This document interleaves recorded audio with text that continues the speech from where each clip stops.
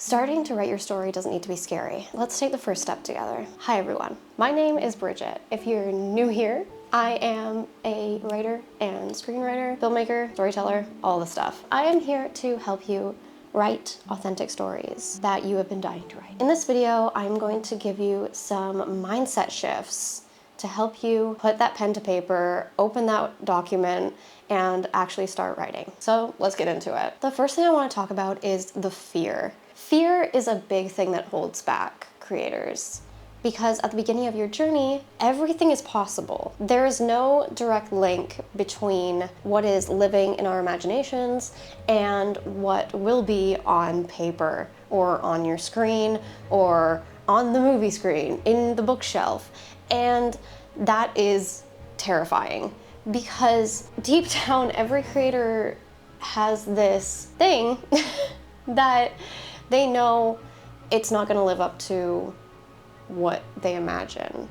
And that is not necessarily a bad thing. This mentality that a lot of beginner creatives struggle with is normal and is tackled in one of my favorite inspirational videos by Ira Glass, where he talks about getting over this phenomenon of the gap between your taste and your skill. And the way you close the gap is simply by doing the work.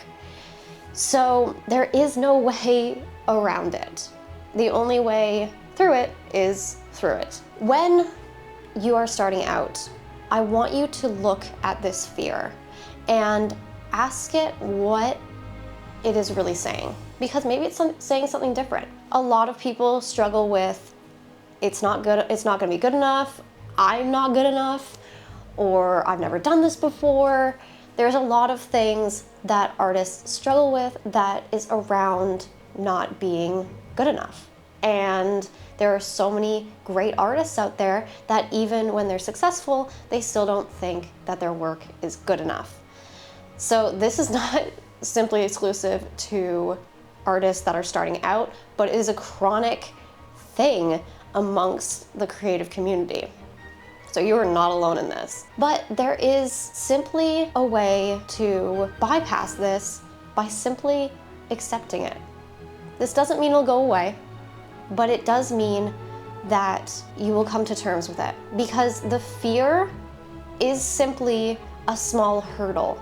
It is a voice in your head saying, I don't know if I'm good enough.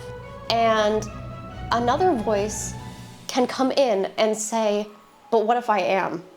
I've never done it before, but what if it's amazing? What if it's better than what I think it could be? What if I keep working on it and it gets so much better than what I could have imagined that I could never have even dreamed of this? Then that voice in your head might still be there, but it'll be so much quieter because you've proved yourself wrong. Another thing I want you to do is look at the people that you are looking up to. Look at the creators that you are looking up to.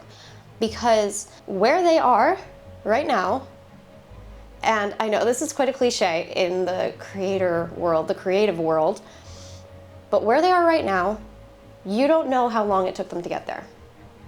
Sure, you might look up to a child prodigy, but those aren't that common these days. Odds are the people you're looking up to are adults and they have been working towards this milestone in their career for a long time. And you are just starting out. If you are just starting your creative journey, if you are a little fledgling in in this metaphor, and you want to start writing, comparing yourself to people who are miles ahead of you is not going to help because you don't know what they went through on their way there. I encourage you to do this because it takes so much pressure off. You're not expecting yourself to get from A to whatever, G or M, from like here to here in a month. Instead, the goalposts can be like here. It's going from A to B, B to C, because that's how it works. You can't just jump all the way over here because then you won't believe it yourself. So you kind of be shooting yourself in the foot. So there's that. So look at your fear, ask it what it's saying. Look at the people you are looking up to and realize that they took their time getting there. Something is telling you to write this story right now. Now, I've gone down quite the rabbit hole of listening to books about the creative process.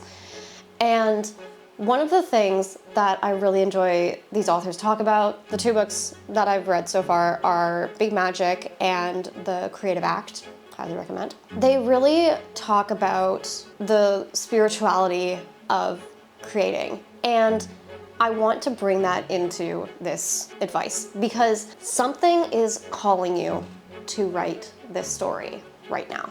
It came to you for a reason. And whether that's, I don't know, making a social impact, maybe it's a story that you need right now in your personal life, which is just as valid as a social impact, by the way. It's incredibly cathartic to write something that is deeply personal without maybe any intention to release it to the world. I have found when engaging with younger writers or beginner writers, not always younger, but I have found that they have this mentality of, I'm not a writer, or I've never finished a story, therefore I'm not a writer.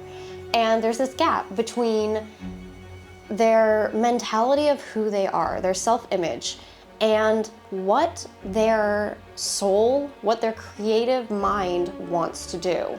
There is this resistance of two forces that just don't, they're just clashing with each other because there's a brick wall of their self-identity. I encourage you to look at what you are craving to create and examine your self-image because it is shifting. Our self-image is constantly shifting, and confining yourself to one form of expression is not the healthiest way to go. It's not conducive to a good creative life, and simply, why? Why do that? We are meant to explore, and that is something that is truly human and truly amazing. So that voice is really wanting to emerge and taking down some parts of your self-image and allowing the expansion will help you so much. Because yeah, we all have a brick wall of who we think we are, and it stops us every single day. I don't know what else to say about it because it's just the truth. I've struggled with it so much, and that is just something that keeps coming up. Whenever your brain is like, I want to do this, and then there's the answering call of, but that's not who you think you are. That's not how you see yourself. What if I want to change that? You can do that. It's possible. It's more than possible. It happens all the time. And you have definitely done it through your life, just probably more subconsciously. Get your story out there. Now, there is a mentality that has helped me so much through my writing process. Some people call it the vomit draft. Other people call it like draft zero or whatever you want, the garbage pile. I don't know. The basis of this is that your first draft is crap. Your first draft is never the best draft.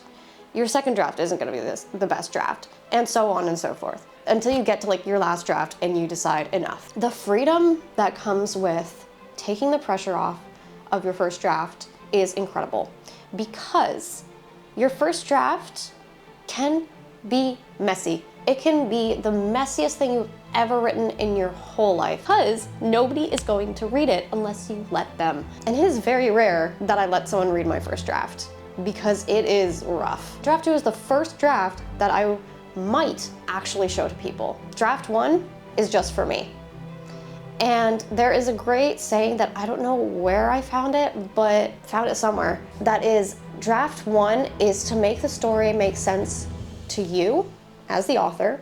Draft 2 is to begin to make it make sense for your audience, and so on and so forth. For me, I tend to do draft 1, just getting the story out. Draft 2, making it make sense to me.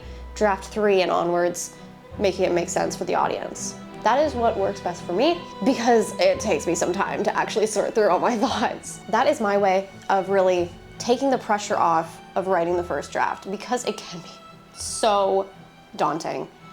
So I encourage you, take a breath and just let the story out. Those are my tips for getting past the first stage of writing your story. Before you click away, I want to pose a little challenge for you watching right now.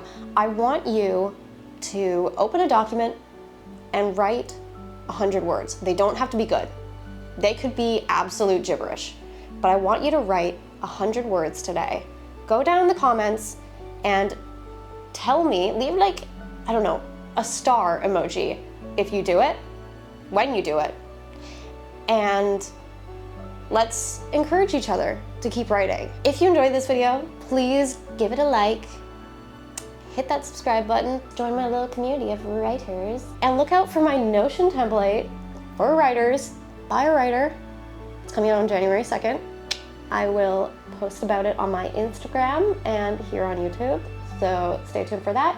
And stay creative, keep writing, and I will catch you guys next week with another video. Bye.